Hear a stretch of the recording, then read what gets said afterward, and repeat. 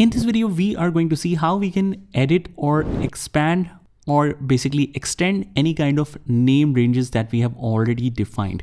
So let's say in this particular product list, it's not necessary that only these are the products ever available in your business.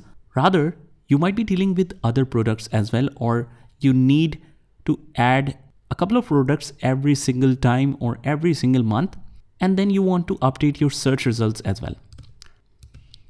So for that, I have added this to products extension, and you can find this file with the resources section of this video. I just copied it from here and I just paste it here. Now these are some new products added. And if we want to create the gap between this data and the search results, we can just insert a new cell here. And let's remove all of this formatting. Go to home and set to no fill. So these are the new products.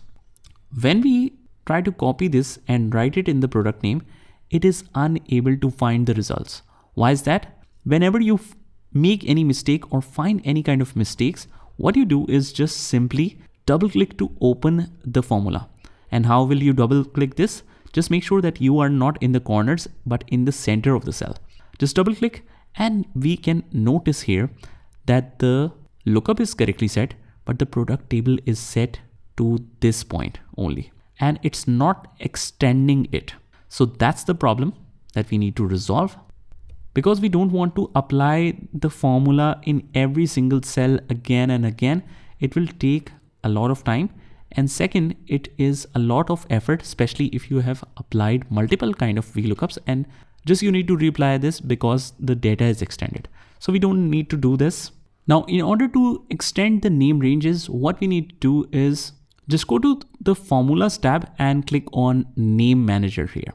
So not only you can delete this, you can edit from here as well. You can create some new name ranges as well. So the name lookup is correctly defined because this is the main lookup value. The product table, I'll just double click and it refers to this particular range. What I'll do is I'll just delete this refers to reference and just reselect it from the background. Just select it like this and click OK and click close. Now you will notice as soon as I close this, it will automatically show the right results because the data is now updated. So close, and here is the magic. So every time you just go to the formulas, click on name manager, and you can make all of these changes. You can edit the name of the name range as well, but in that case you have to update the formula as well. So just try this by yourself and I'll see you in the next one.